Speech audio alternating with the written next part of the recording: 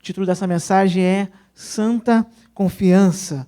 Vou explicar mais à frente porque desse título. Salmo 46 diz assim a palavra do Senhor. Deus é o nosso refúgio e fortaleza, socorro bem presente nas tribulações. Portanto, não temeremos, ainda que a terra se transtorne e os montes se abalem no seio dos mares. Ainda que as águas tumultuem e espumejem, e na sua fúria os montes se estremeçam. Há um rio cujas correntes se alegram na cidade de Deus, o santuário das moradas do Altíssimo. Deus está no meio dela, jamais será abalada. Deus a ajudará desde antemanhã. Bramam nações, reinos se abalam, e ele faz ouvir a sua voz, e a terra se dissolve. O Senhor dos exércitos está conosco, e o Deus de Jacó é o nosso refúgio. Vinde e contemplai as obras do Senhor, que assolações efetuou na terra. Ele põe termo à guerra, até os confins do mundo. Quebra o arco e despedaça a lança, queima os carros no fogo. Aquietai-vos e sabei que eu sou Deus, sou exaltado entre as nações, sou exaltado na terra. O Senhor dos exércitos está conosco. O Deus de Jacó é o nosso refúgio. Amém.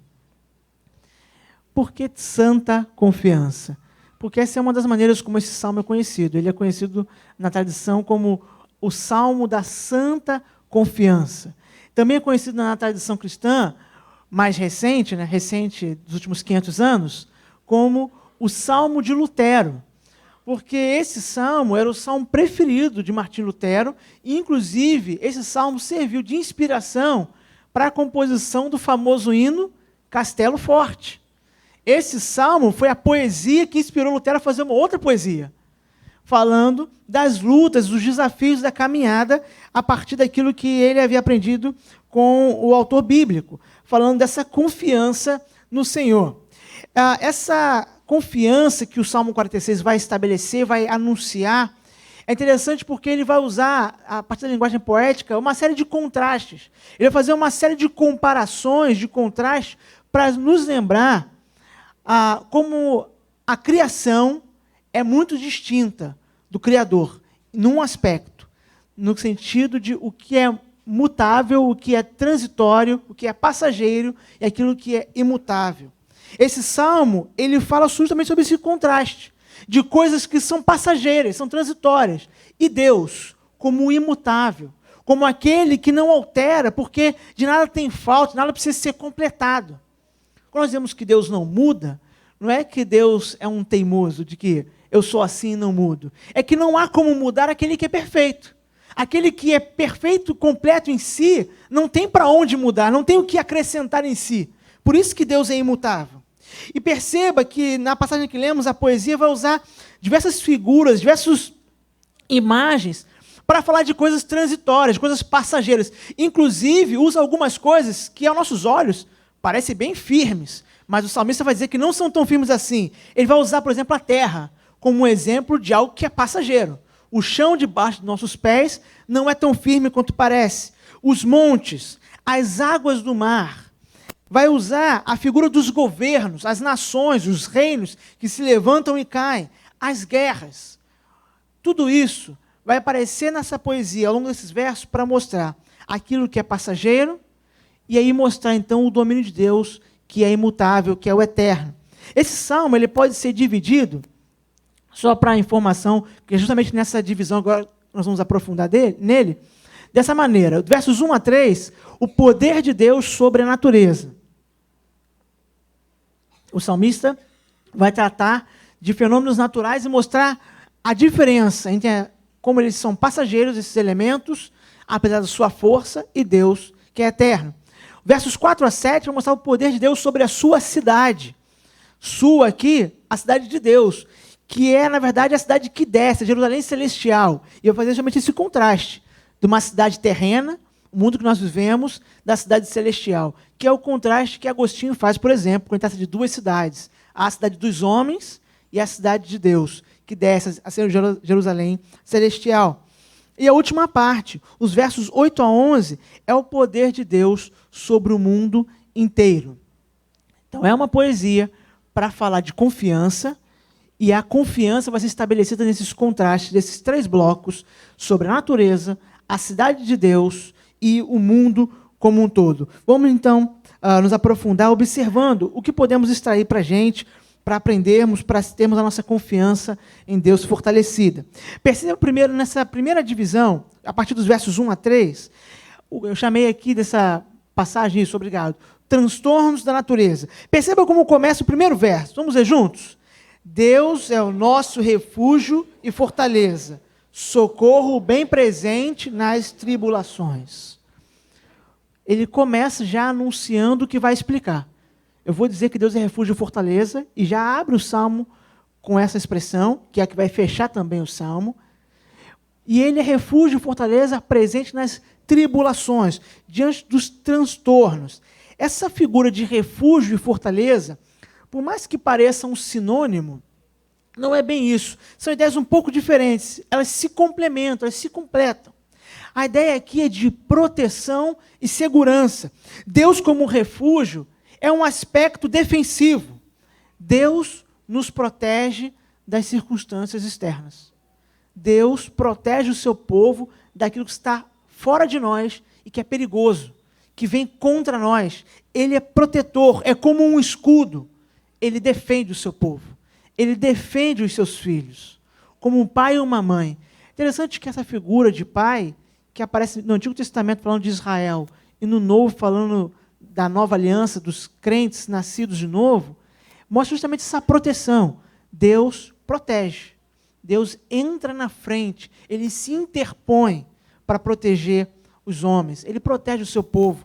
Ele é refúgio. Ele é um lugar de esconderijo. A palavra refúgio traz essa conotação também. Um lugar para me esconder quando as coisas estão difíceis. Em alguns lugares dos Estados Unidos, por lei, é obrigado a ter abrigos para tornado. Por quê? Porque nesses lugares existe a temporada de tornados. Aqui no Brasil, né, tem as estações do ano, tem temporada de chuva, né? Há lugares no mundo, e um desses lugares, a mais nos Estados Unidos, onde há temporada de tornado. A questão não é se vai ter tornado. A questão é quando. Eles vão acontecer. Quando, quantos, a intensidade é que não se sabe. Então é obrigado a ter esse abrigo. Geralmente são abrigos subterrâneos, ou embaixo da própria casa, ou em algum outro lugar do terreno. E é um excelente exemplo de refúgio. Porque quando alguém entra nesse abrigo, ele entra e faz o quê? Mais nada. Depois que ele entra, ele conta com a proteção daquela boa construção de que o que está lá fora, aquele agito, aquela tormenta, que é capaz de levantar casas e carros, destruir tudo, não vai afetá-lo porque ele está protegido ali dentro. A ideia de Deus como refúgio é justamente essa. A questão não é se eu e você vamos enfrentar tormentas. Não é se, é quando. Todos nós vamos enfrentar tormentas. A questão é só quando elas vão chegar e a intensidade. Mas ter Deus como refúgio é ter justamente aquele lugar para eu me esconder, para eu me proteger, sabendo que a tormenta lá fora não vai me afetar aqui dentro. Não vai me atacar dentro do refúgio. Então Deus protege como um lugar seguro diante dos desafios. Mas ele também é fortaleza. E aqui vem um aspecto ativo para complementar esse primeiro aspecto. Então ele não só defende, como ele fortalece, ele capacita. O cristão, então, não é aquele que se esconde de Deus no sentido passivo de, então agora eu vou ficar aqui parado, porque a tormenta vai passar. Então, num aspecto, um refúgio de tornado é um bom exemplo, mas em outro ele não é um exemplo perfeito. Porque o cristão não só é aquele que se esconde em Deus para se proteger, ele é aquele que age fortalecido por Deus. A ideia de fortaleza é justamente essa, que dá força, que capacita, que dá a capacidade, os meios, os recursos para agir, para lutar. Então Deus nos protege dos nossos problemas e desafios, das circunstâncias que nos cercam, mas também nos capacita. Deus também nos dá a sabedoria, o discernimento, a força, o vigor, mesmo quando as coisas são contrárias a nós. Interessante porque, às vezes, nós temos uma percepção da nossa limitação, e isso é bom, e aí eu sempre uso o exemplo para falar disso, da questão de nadar, né? Talvez porque eu não sei nadar, esse exemplo sirva para mim, né? E alguns talvez aqui se identifiquem comigo, né? Não sabem nadar também. Mas sabe o que é interessante? Você, como eu, talvez não saiba nadar. Mas se nadar for o único recurso que resta para sobreviver, ou mais, para salvar alguém que você ama, Diz a história que a gente aprende a nadar na hora. Aprende a nadar na hora. Porque é uma questão de necessidade. Uma questão de necessidade. Às vezes nós estamos cercados de circunstâncias, meus irmãos, avassaladoras. E Deus vai nos proteger dela. Deus vai nos cuidar de nós para que nós não sejamos destruídos por essas circunstâncias. Mas nós temos que confiar que Ele vai também nos dar força para lutar ativamente. Para fazer aquilo que muitas vezes pode parecer além dos nossos limites. E talvez esteja além dos nossos limites, mas de forma nenhuma está além dos limites de Deus. De forma nenhuma está fora dos recursos que Ele pode fazer. Interessante que o salmista vai começar justamente falando desse proteção e força presente. Bem presente nas tribulações. Essa expressão bem presente, essa ênfase, não só a palavra presente, mas essa ênfase em português, é para trazer bem o significado do texto original, que é a ideia de pronto para ser achado, pronto para ser encontrado. Imagina que você, ao sair amanhã para o trabalho, você não pode esquecer de levar algo para o seu trabalho. Então você deixa num lugar bem visível. Talvez você, como eu, não vai confiar na sua memória, você vai deixar bem visível. Alguns penduram até na porta, para não ter como esquecer. Está pronto para ser achado para que amanhã eu leve ao trabalho? É isso que o salmista está dizendo aqui. Deus é socorro, Ele é refúgio, Ele protege, Ele capacita, Ele fortalece os seus servos, e esse socorro está pronto para ser achado. Está à disposição, está visível, não está escondido do seu povo. Deus está mostrando, eu estou pronto, eu estou aqui para ser encontrado, para lhe proteger, para lhe ajudar. Os fenômenos naturais que o salmista vai empregar nos versos 2 e 3 vão então dar esse cenário dessas tribulações. Que tribulações? Olha os exemplos que ele vai mostrar aqui. Os irmãos podem ler? Portanto,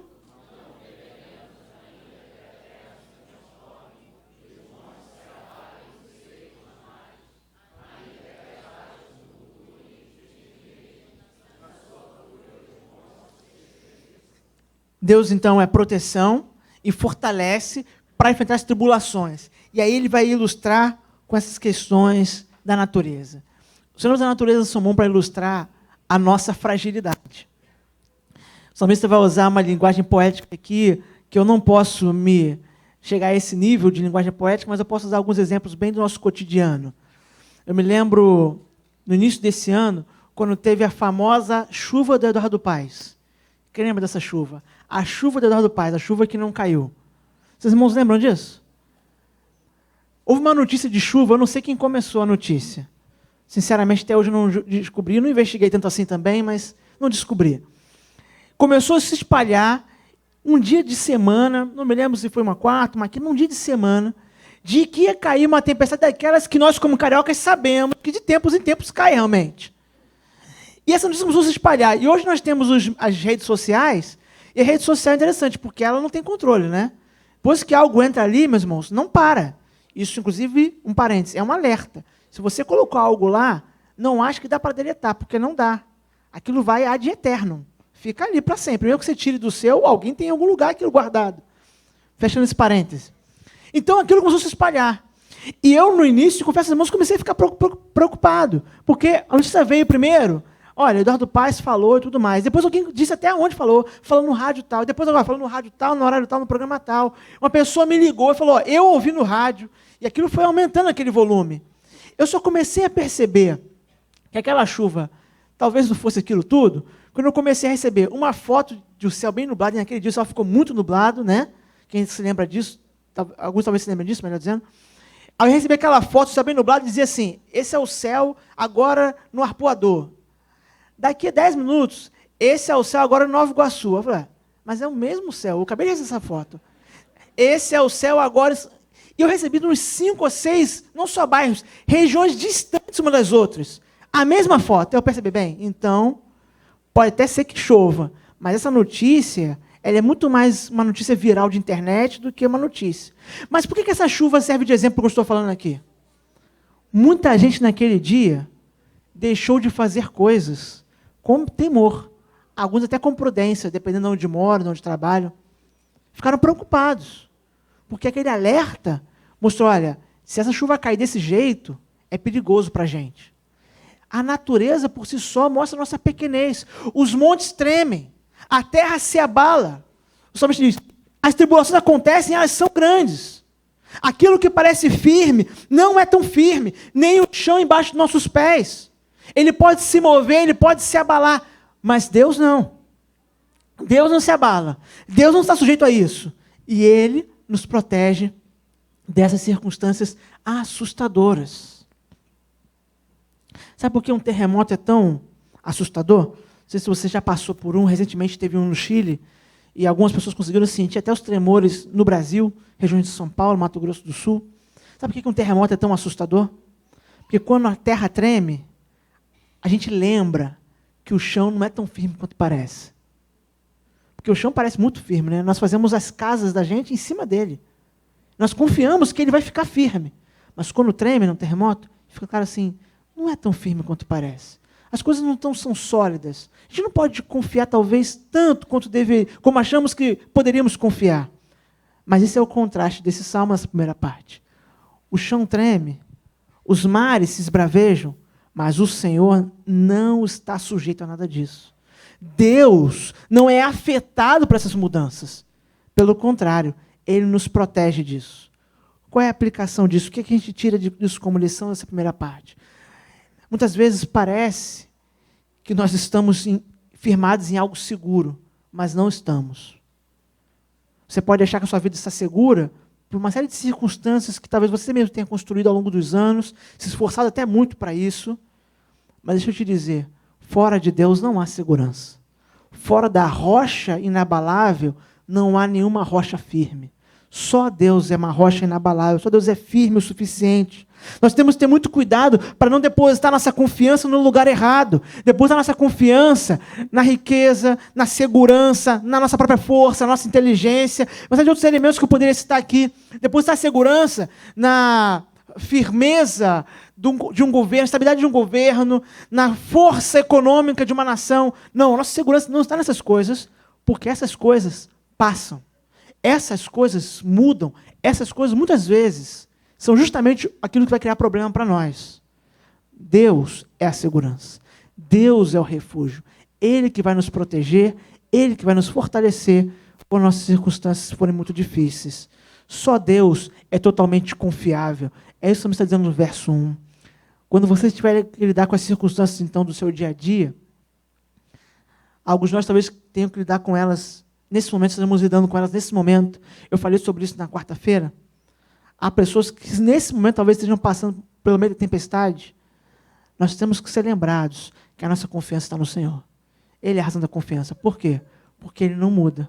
Ele é rocha firme. Quando nossos pés estão nele, estão em terreno sólido, que não pode ser abalado por nada nem por ninguém. Nós podemos confiar nele independente das circunstâncias. Tudo que o salmista está descrevendo aqui são circunstâncias que mudam para mostrar que Deus não muda. E por isso podemos confiar, por isso Ele não vai nos decepcionar na nossa confiança. Mas ele passa adiante. Então, versos 1 a 3, ele usa a natureza para mostrar isso. No versos 4 a 7, ele vai fazer uma oposição entre a cidade de Deus e a cidade dos homens, a fúria dos homens. E como lidar com isso? Verso 4 diz assim: há um rio cujas correntes se alegam na cidade de Deus, o santuário das moradas do Altíssimo. Eu me lembro, não tem muito tempo, o pastor Judy Clay explicando esse verso especificamente, ele lembrou que os historiadores vão dizer que não existe um rio naturalmente em Jerusalém. A Jerusalém terrena, que você pode visitar, lá não há um rio natural. Mas o rei Ezequias construiu um córrego pelo meio da cidade, uma obra magnífica. A foto você pode consultar, e nós ficamos, inclusive, abismados muitas vezes com a tecnologia daquele tempo, como ele foi capaz de fazer aquele canal dentro da cidade, literalmente como uma artéria, como uma veia, trazendo água dentro da cidade. Interessante porque o salmista vai usar esse rio artificial, que trouxe alegria, conforto e consolo com água para a cidade, como um exemplo de um rio muito maior e muito melhor, que alegra não a Jerusalém terrena, mas a Jerusalém celestial. E por que ele está falando disso? Ele está fazendo um contraste entre as águas. No versos de 1 a 3, as águas fazem o quê? Destroem. As águas que estão lá fora são turbulência, elas destroem. Mas a água que vem de Deus, ou seja, Deus como fonte, é a água que alimenta, que edifica, que fortalece. No verso 2, ele diz que os montes se abalam E agora no verso 6, ele vai dizer que os reinos desse mundo se abalam. O monte passa, a terra não é tão firme, os governos mudam, mas a cidade de Deus não pode ser abalada. Olha o que diz o verso 5, os irmãos podem ler? Deus está...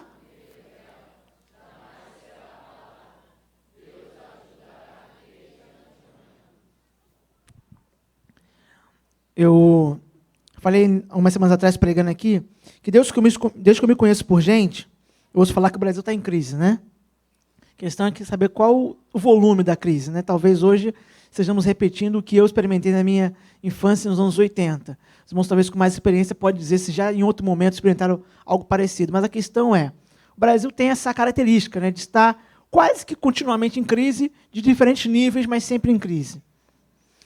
Mas é interessante porque há governos que parecem muito estáveis.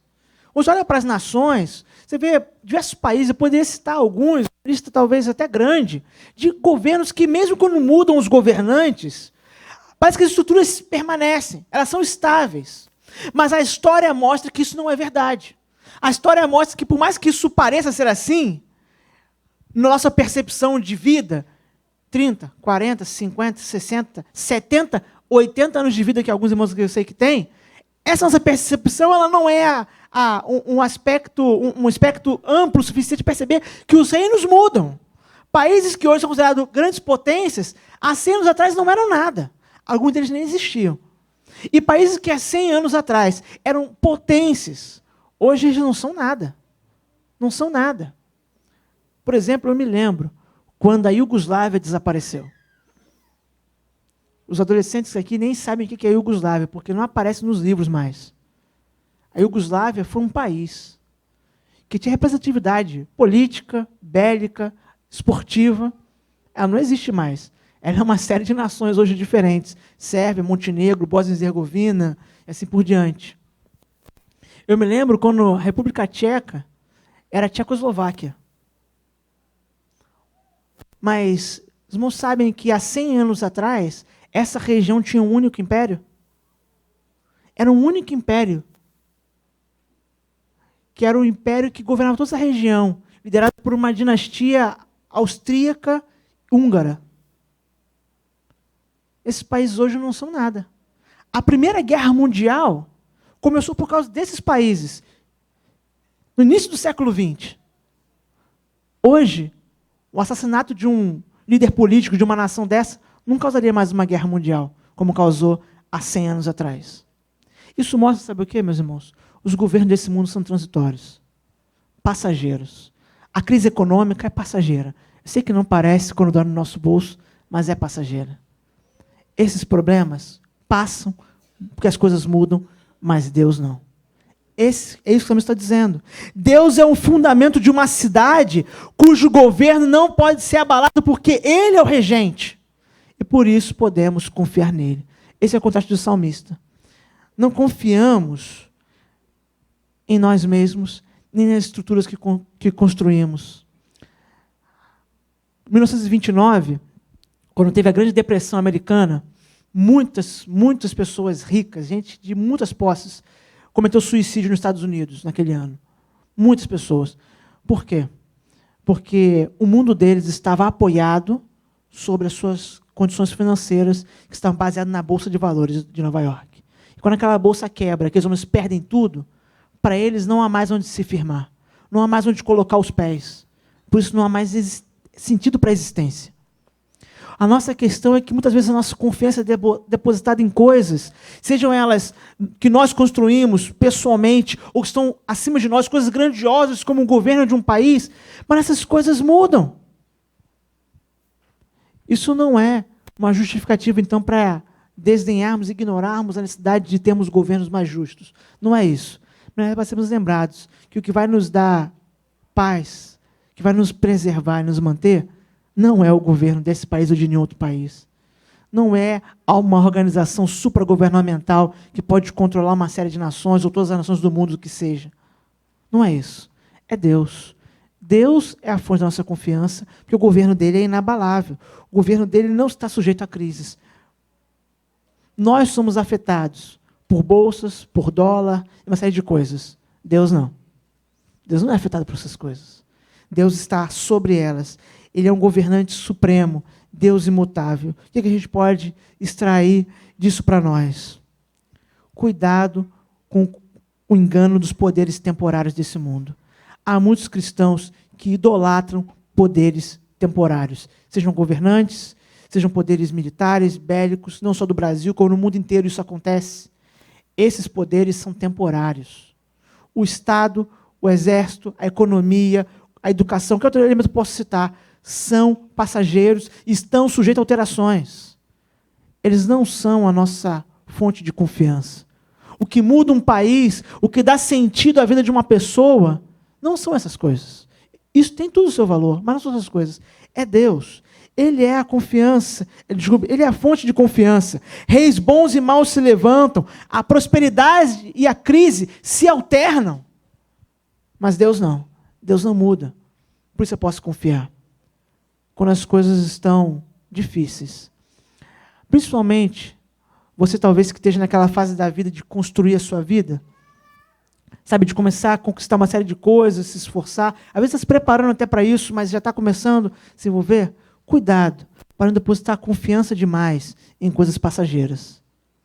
Os estudos são importantes, trabalho duro é indispensável, nenhum cristão pode se dizer um cristão se não trabalha duro, mas essas coisas não são a nossa fonte de confiança. A confiança de estabilidade é Deus, porque Ele é a única coisa estável que existe. Nada na criação pode se dizer estável, só Deus. Só Deus. Por isso Ele deve ser a nossa rocha de apoio. Por isso deve ser o lugar onde nós buscamos essa segurança e refúgio, que o salmista falou desde o começo. Porque não só a natureza nos mostra a nossa pequenez, as coisas desse mundo, os governos, a economia mostram quando nós somos frágeis, quando nós podemos ser afetados por diversas coisas. Mas Deus não é assim. Antes de passar ao próximo ponto, queria ilustrar isso com mais um elemento do nosso cotidiano. De vez em quando surge uma dessas doenças famosas, né? Eu me lembro quando a H1N1 explodiu, né, como a doença da moda, todos os jornais só falavam disso. É interessante porque quando alguma coisa fica em muita evidência, tem gente que não tem muita noção do papel dela diante disso, né? E eu via, por exemplo, vereadores de municípios tentando promulgar leis para legislar sobre uma doença, uma questão que a Organização Mundial de Saúde está lidando em âmbito mundial, e ele querendo legislar uma questão do município, como se fosse possível promulgar uma lei do município para resolver esse problema de saúde mundial. Mas a lógica é que a mídia acaba ampliando um pouco essa questão. Mas quando uma doença como essa ganha destaque, agora foi a Zika, né? Alguns irmãos da igreja, inclusive, tiveram a Zika, tem outras que estão surgindo aqui, outras desaparecem. Mas quando essas grandes epidemias surgem ou são propagadas como grande epidemia, fica claro para nós que nós não temos controle das coisas. Porque não dá nem para o governo levantar uma barreira. Não dá para impedir o vírus de entrar. Dá para fazer uma diminuição, diminuir riscos, mas impedir não dá. Isso mostra que os poderes desse mundo, mesmo aqueles poderes que nós constituímos e precisamos cuidar deles como um governo, não tem capacidade de cuidar da nossa vida e preservá-la naquilo que é mais importante para nós. Deus tem. Deus tem poder para isso. E é isso que o salmista está nos lembrando aqui. Então nós não podemos depositar nossa confiança nessas coisas passageiras, mesmo que elas sejam coisas grandiosas como governos. E aí chegamos então na parte final. Versos 8 a 11.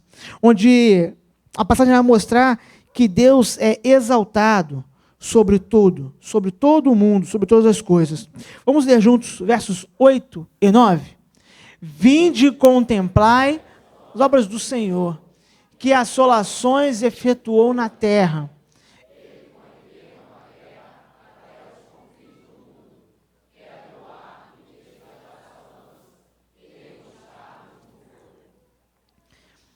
O salmista usa uma expressão aqui que, para nós hoje, possa perder um pouco do sentido, né? Porque quebra o arco e corta a lança. O arco e a lança eram as armas de ponta daquele tempo. Estou falando aqui do que há de mais avançado em termos de guerra, assim como os carros, né? Então, os carros, arcos, lanças, estão falando daquilo que há de mais avançado. Então, quando nós falamos, por exemplo, de bombas atômicas, comparando com nossos dias. Ou falando de mísseis que podem ser disparados de um lado do planeta ao outro, dirigidos por satélite, assim por diante. O que é de mais avançado você poder imaginar em termos bélicos eram arcos, flechas, lanças e carros. E o salmista está mostrando que esses elementos que eram usados para a guerra e que os homens tinham como a confiança de que a sua vitória era baseada nisso, ele vai dizer, Deus está imune a tudo isso. Você não pode usar arcos, lanças, carros contra Deus. Você não pode usar ogivas nucleares contra ele. Você não pode fazer nada. Por que ele está dizendo isso? Para dizer, nada nem ninguém pode impedir a mão de Deus. Porque Deus quebra o arco. Ele corta a lança ao meio. Ele impede os homens dos seus desígnios. Mas os homens não podem impedi-lo. Deus faz parar a guerra. Deus faz parar a guerra. Deus não só está imune então às alterações, não é afetado por nada, como ele rege as nações. Deus rege as nações. Nós temos que ter muito cuidado com isso. Há uma ideologia, mas na verdade quase um senso comum de que nós, seres humanos, conduzimos as coisas. Vou dar um exemplo aqui. Aquecimento global. Aquecimento global. Há diversas divergências nessa área de pesquisa, apesar da mídia só mostrar os cientistas que são a favor do aquecimento global. Eu, inclusive, converso com gente da minha família que está ligada a essa área, muitas vezes sobre isso, debatendo a minha posição em relação a isso.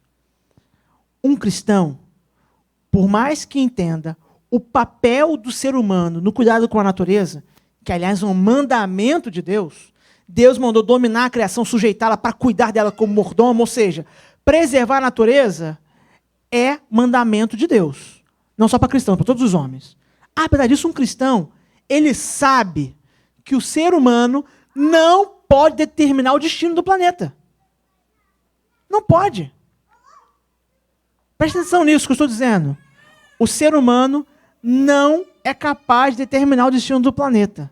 Mas, pastor, e se nós queimássemos todas as árvores desse planeta? Meu irmão, eu não sei como seria, mas eu posso te garantir, baseado na Bíblia, por princípio teológico, Deus conduz esse planeta, não nós. Nós temos papel nisso, temos responsabilidade nisso, mas nós não damos a palavra final. Deus rege as nações, Deus conduz todas as coisas. Então, se o planeta sofrer algum tipo de alteração climática, pode confiar que, por mais que nós tenhamos responsabilidade nisso em termos de culpa, Deus é que está fazendo alguma coisa, não nós. E aí, só para fechar nessa linha, eu não acredito que haja um aquecimento global, como eles dizem, depois eu posso dedicar alguns artigos sobre isso. Fechando esse parêntese. Meus irmãos, Deus rege as nações, as guerras, os governos, os interesses políticos, tudo isso existe. Há nações com interesses sobre outras, fazendo planos e executando esses planos, e esses planos muitas vezes são perversos. Alguém pode olhar de fora e pensar, Deus não agiu, pastor. Eu olhei, pastor, e olha o que está acontecendo naquele cenário. Essa nação dominou aquela outra, e como é que pode Deus agindo? Mas nós temos que lembrar que Deus usa até aquilo que aparentemente é ruim para fazer o bem. Não é isso que diz a palavra de Deus em Romanos 8, 28? Todas as coisas cooperam para o bem daqueles que amam a Deus e são chamados segundo o seu propósito. Bondade e propósitos estão nesse verso. Nós temos que ser lembrados disso. Então o salmista está dizendo, olha, vocês podem ter as melhores armas de guerra, você pode ter o exército mais preparado, mas nós confiamos em Deus. O Salmo 20 fala sobre isso, que uns confiam em cavalos e em carros, mas nós faremos o quê? Menção do nome do Senhor, nós clamaremos pelo nome do Senhor. É isso que está dizendo aqui no Salmo 46. Deus não pode ser afetado por essas coisas, ele rege as nações, e se ele desejar, ele pode interromper até os desígnios dos homens, mesmo dos homens mais poderosos desse mundo, porque eles são poderosos comparados conosco. Comparados com Deus, não há homens poderosos. Diante de Deus, não há homens poderosos, só há homens, ponto final. Gente, pessoas, todos iguais. Não há gente com mais ou menos poder diante do Senhor, porque Ele é todo poderoso. E essa ilustração de contraste com a guerra é para nos lembrar que, apesar da fúria dos homens, nós estamos guardados pelo Senhor. Pensando numa questão bem prática em relação a isso. Não fique preocupado se você vai ter emprego amanhã. num sentido, não fique preocupado com isso. Porque por mais que o seu patrão, ou quem quer que seja, possa ter alterações, a sua empresa possa até fechar as portas, é o Senhor que sustenta você. É isso que o Salmo está dizendo. Os homens têm desígnios, têm planos, têm projetos, mas eles não impedem os desígnios de Deus. Não devemos ficar mais preocupados do que o necessário, e isso é um exercício que eu tento fazer até pessoalmente. Se esse ou aquele governante, amanhã ou depois, estará à frente dessa nação, vai legislar dessa forma ou daquela.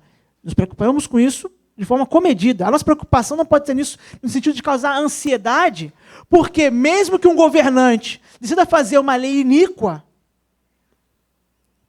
Israel teve reis iníquos. Muitos reis iníquos. E Deus conduziu Israel para o seu propósito. Você e eu podemos ter sobre nós governantes tão perversos como Manassés, Amon e muitos outros, e mesmo assim, Deus vai levar ao fim o seu propósito. Porque ele corta o arco, ele despedaça a lança. Ele não está debaixo dos desígnios humanos, pelo contrário, ele rege as nações. No verso 1 e no verso 7, se você olhar para a sua Bíblia, você vai perceber essa informação de que Deus é fonte de segurança não repetida. E olha como agora o verso 7 e o verso 11 são iguais. Vai aparecer aqui no slide, pode olhar na sua Bíblia também. O Senhor dos exércitos está conosco. O Deus de Jacó é o nosso refúgio. Vamos ler. O Senhor dos exércitos está conosco. O Deus de Jacó é o nosso refúgio. Por que o salmista está falando isso? Ele está encerrando com um imperativo. Verso 10 ele traz um imperativo. Aquietai-vos. Acalme o coração de vocês. Não fingindo que as coisas à nossa volta estão bem. O convite do Evangelho não é tenha paz no coração se abstraindo das coisas à sua volta. Isso não é possível. Ninguém consegue fazer isso o tempo inteiro. Você pode fechar os olhos para os problemas, mas uma hora eles vão cutucar você e fazer você abrir os olhos novamente. Então a chamada do Evangelho não é aquiete seu coração fingindo que não há nada acontecendo. Aquiete seu coração com uma palavra positiva, dizendo que as coisas vão melhorar. Não é isso. É aquiete seu coração porque Deus, o Senhor dos Exércitos, está conosco. Quando esse salmo era mencionado para Israel, um dos contextos, além do culto e celebração, é quando Israel estava em momentos difíceis. Quando Israel estava prestes a uma batalha, esse salmo era cantado nos cultos, como uma lembrança. Há exércitos maiores do que nós à nossa volta. Mas o Senhor, Deus dos exércitos, Ele está conosco. Ele é o nosso refúgio. Há planos à nossa volta que são contrários não só a nós, mas parecem contrários até ao próprio Deus. Calma. Ninguém pode impedir a boa mão de Deus. Ninguém pode impedir os seus planos. Interessante perceber que Jesus tinha muita urgência no seu ministério, mas nunca estava agitado. Jesus tinha uma urgência de fazer aquilo que o Pai mandou ele fazer, mas ele não ficava como nós ficamos, agitados, sem tranquilidade, inquieto. Por quê? Não é só o fato dele ser Deus, porque ele também era homem, 100% homem. Mas é porque ele tinha uma confiança em Deus inabalável. Ele sabia que mesmo quando os homens se juntaram, por exemplo, para apedrejá-lo, ou depois quando se juntaram para lançá-lo do alto de uma colina, aquela não era a hora, como ele dizia. Não era a hora. Quando for a hora, Deus vai estar conduzindo. Quando for a hora, Deus vai estar à frente. E depois, mais à frente, quando já estava sendo julgado para ser crucificado, e Pilatos diz, você não quer me dizer nada não, eu posso de repente libertar você. Você não sabe que eu tenho poder para isso? Ele disse, nenhum poder você tem que não tenha sido dado a você. Quando ele estava lá no Getsemane, e Pedro saca a espada, não dele, né? Saca a espada do assistente lá, do soldado, e corta a orelha, Jesus fala assim, eu não vou beber o cálice que o Pai me deu? Ele tinha acabado de transpirar gotas de sangue, de agonia, mas ao mesmo tempo ele experimentava paz. Por quê? Confiança em Deus. Confiança em Deus não é só o que a gente diz quando as coisas vão bem. Não, eu confio em Deus, Deus está no controle na frente. Não é só algo para a gente falar ou ter impresso em versículos na nossa casa. Confiança em Deus é um exercício do nosso coração. E sabe por que esse exercício é tão difícil? Eu vou concluir com isso. Sabe por que é tão difícil esse exercício de confiar em Deus de verdade? Porque foi por falta de confiança que nós nos rebelamos contra Deus. Os nossos representantes, Adão e Eva, não confiaram em Deus. Eles confiaram em si próprios. Eles queriam ser como Deus, independentes, confiando em si próprio, pensando, se nós formos como Deus, nós sabemos como conduzir a vida. Eu sei para onde eu devo levar as coisas. E essa tentação está no meu coração e no seu também. Confiar em nós mesmos, naquilo que nós podemos construir, naquilo que podemos administrar. Por isso a vida, quando nós pensamos nela de fato, quando olhamos para as coisas reais, não aquilo que nós idealizamos da vida, ela é tão assustadora. Porque nós sabemos como vai ser hoje à noite, amanhã, daqui a uma semana, daqui a um mês. Fazemos planos, mas não sabemos se eles se cumprirão. Mas esse salmo, dentre tantas outras passagens da palavra de Deus, nos serve de consolo como cristãos, porque nós temos um Deus a cuidar de nós. E Ele nos preserva como refúgio, Ele nos fortalece, nos dá a capacidade de vencer esses desafios. Ele não é abalado por nada, então Ele não vai mudar. Amanhã Deus não vai acordar e vai se arrepender e vai dizer, bem, eu disse que ia proteger, mas agora eu não vou mais proteger. As promessas dele permanecerão, porque Ele permanece eternamente. E mesmo que a nossa volta, as circunstâncias sejam muito difíceis, podemos esperar nele.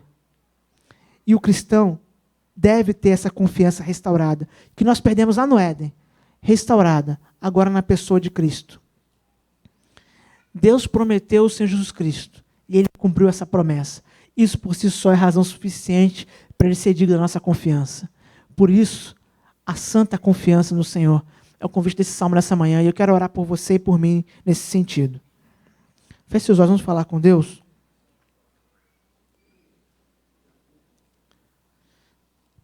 Talvez você se lembre de algumas circunstâncias que você tem enfrentado. Como estudante, como profissional. Como profissional, como estudante, como pai de família. E quando você lembra da gravidade dessa situação, fica claro a sua impotência diante dela. Muitas vezes nós estamos diante de situações que nós somos impotentes para resolver. Isso é verdade, isso acontece. Porque nós temos limite. Mas o salmista nos lembra que Deus não tem. Deus não tem limites. Deus tem os seus desígnios, Ele vai cumprir os seus propósitos. E nós podemos descansar no fato de que esses propósitos sempre são para o nosso bem. É confiados nisso que permanecemos. Lutando sim, mas também, enquanto lutamos, confiamos que Deus vai à frente, revertendo situações, abrindo circunstâncias que antes não existiam, e mesmo aquelas que são mais difíceis, porque o Evangelho não é uma promessa de isenção de problemas. Os problemas vão nos alcançar. A promessa do Evangelho é que quando nos alcançarem, nós não estaremos sozinhos. Essa é a promessa do Evangelho. Vamos orar? Meu Deus e Pai, Senhor, quando eu olho para mim mesmo, eu vejo que eu não consigo. Apesar de Teu Espírito ter me capacitado com muitos dons e talentos, ó Pai, eu sou fraco, limitado. Eu não posso garantir que os planos e projetos que eu tenho para a minha vida, para a minha família, para o ministério, qualquer outra coisa, eles vão se cumprir. Eu não posso. Pai, as coisas acontecem à minha volta e me mostram o quanto minha própria saúde é frágil, meu corpo, quanto a segurança e estabilidade aparente do país ou do governo, de que outra coisa, ela pode de uma hora para outra ser abalada. Pai, muitas vezes o chão embaixo do nosso pé, aquilo que nós tanto depositamos na nossa confiança, é tirado de nós. Pai, mas isso é bom, para nos lembrar que a nossa confiança deve estar no Senhor, ó Pai. Pai, quando as coisas se abalarem, quando o nosso coração ficar temeroso, nos lembra, ó Pai, de que temos ao Senhor conosco. O Senhor é rocha inabalável. Ó Pai, aqueles entre nós que talvez por não conhecerem o Senhor ainda tão bem, não estão caminhando contigo ainda, ó Pai, talvez estejam tão preocupados, ansiosos pelo dia de amanhã, temendo que se não fizerem o que deve ser feito, ou se os seus chefes na empresa, ou se um governante não fizer o que precisa ser feito, as coisas podem ir de mal a pior, e elas realmente podem, mas que eles sejam lembrados que o Senhor está à frente. Aqueles que não te conhecem possam aprender esse grande ensinamento por meio de Jesus Cristo, ó Pai. Aqueles que não te conhecem ainda como filho, ó Pai, que eles possam ser lembrados que o maior de todos os perigos é o perigo de passar a eternidade longe do Senhor. E na pessoa de Jesus Cristo, o Senhor já nos garantiu solução para isso, ó Pai. O Senhor já nos socorreu nessa tribulação, sendo refúgio, sendo fortaleza para nós. quanto mais nas questões passageiras dessa vida, o Senhor não só nos protegerá, como nos fortalecerá para podermos continuar caminhando. Pai, que esse exercício de confiança em nosso coração possa ser um exercício diário, que possamos trabalhar com todas as nossas forças, nos dedicar por completo naquilo que o Senhor nos confiou, mas sempre lembrando que é o Senhor que conduz todas as coisas, Pai. É em nome de Jesus que nós oramos. Amém.